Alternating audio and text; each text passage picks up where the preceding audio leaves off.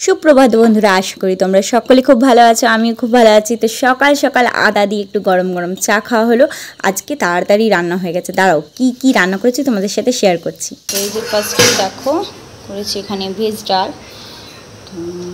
আর এখানে ভাত করে রাখা আছে, তো আমাদের মাইক্রোওভেনের বাটিতেই রাখা হয় কারণ এটা গরম করার জন্য। আর এখানে করেছি মুড়োর ঘন্ট, তো এটা দিয়েছি হচ্ছে মাছের মুড়ো দিয়ে, একটা করেছি হচ্ছে আলু দিয়ে শুধু।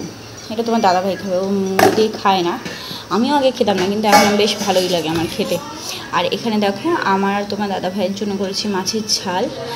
এখানে সোনার জন্য মাছ ভেজে রেখে দিয়েছি, পরে মাইক্রোওভেনে গরম করে নেবো। আর এখানে করেছে হচ্ছে শুটকি মাছ, এটা বাপি মামনির জন্য। আমরা শুটকি খাই না, তো বাপি মামনির জন্য শুটকি করা আছে। ঘুম থেকে উঠে একটু ফ্রেশ হয়ে এই যে খাবেন না উনি, ওনার খাবার নিয়ে বসে আছি।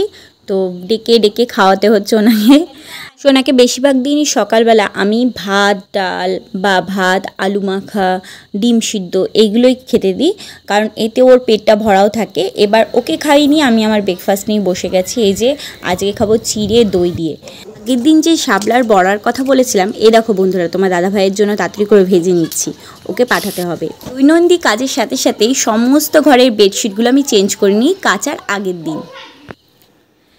এই যে এখানে এখন খেলা হচ্ছে ঠাম্মি আর নাতনিতে। তুমি কি সেজেছ? বউ মাথায় ঘুমটা দিয়েছে আবার। তোমার ছাতা কই? ছাতা নাও নাও নাও। আর তোমার মেয়ে কোথায়? মেয়েটাকে নাও। সাইকেল চালিয়ে কি পড়ছে? কি পড়ছে? ছাতা কেন নিয়েছো? ছাতা কেন নিয়েছো বলো? ছাতাটা তুমি কেন নিয়েছো? কি পড়ছে?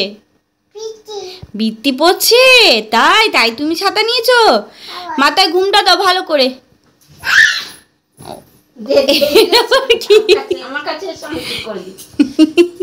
যাও ঠাম্মির কাছে, যাও ঠাম্মির কাছে, যাও ঠাম্মি ঠিক করে দিচ্ছে। এ বাবা, এ তো টাক হয়ে গেছে। এবার চুল কোথায় তোমার? কে কেটে দিয়েছে? কে? মা কেটে দিয়েছে তোমাকে? ঠাম্মিও কেটে দিয়েছে? ঠাম্মিও ছিল তো বাবা। যা চুল চলে গেছে। আহারে, আবার চুল হয়ে যাবে মা, আবার চুল হয়ে যাবে। বড় বড় চুল। কত বড় চুল লাগবে? কেমন করবে চুল হলে? না চুল হলে তুমি কেমন করবে? চুলটা এরকম কর। ও বাবা, খেলো তুমি তাহলে।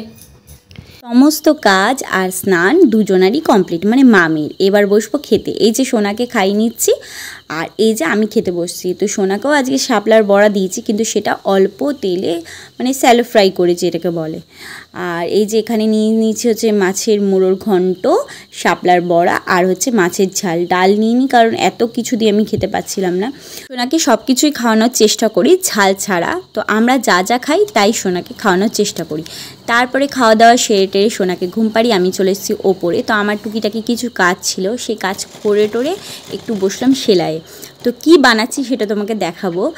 এটা এমন কিছু বানাচ্ছি না, কিন্তু যেহেতু সোনার জন্য বানাচ্ছি, তো খুব মানে ভালোবাসা আছে এটার মধ্যে জড়ি, আর খুব যত্ন সহকারে বানানো, যে এটা মারা প্রত্যেকটা সন্তানের জন্য করে থাকে। তো সোনার জন্য ফাইনালি আমার এটা বানানো হয়ে গেছে, দেখাচ্ছি তোমাকে। এটা একটা বালিশের বার বানিয়েছি। তো সুতির কাপড় দিয়ে বাড়িতে ছিল কিছু, আর এই যে লেজটা দেখতে পাচ্ছ না বন্ধুরা, তো আমি কিছু মানে যারা আমাকে সেলাই করতে দেয়, হয়তো নাইটি কাটতে দিল, সেই নাইটির যে কাটা অংশটা সেটা দিয়ে এই কুচিটা করেছি। তো কেমন হয়েছে তোমরা একটু বলো। আর তারপরে সন্ধে নিয়ে গাছে জল দিয়ে দিয়েছি। এই যে এখন আমার একটু রান্নাবান্না আছে, কারণ সকালে মুড়োর ঘন্ট সব কিছুই শেষ হয়ে গেছে। তো ভাবলাম একটু ভেন্ডি আলু ভেজে নেওয়া যায়। আমি যে পারদর্শী তা বলবো না, কিন্তু টুকিটাকি হাতের কাজ করতে আমার বেশ ভালোই লাগে। যেমন দেখো এই যে আলু ভাজা বসিয়ে কিছু হাতে সময় ছিল, তখন বসে গেছি গয়না বানাতে, ক্লের গয়না। আর আমার এগুলো বানাতে বেশ ভালো লাগে। এখনও অনেকটা কাজ বাকি। তো ফাইনালি তোমাদের দেখাবো কেমন লাগছে। আর এই যে এইটুকুনি আমার এখন রেডি হয়েছে। তো আজকের মতন বন্ধুরা এইটুকুনি, আবার আসবো নতুন একটা ব্লগ নিয়ে। ততক্ষণ ভালো থেকো, সুস্থ থেকো।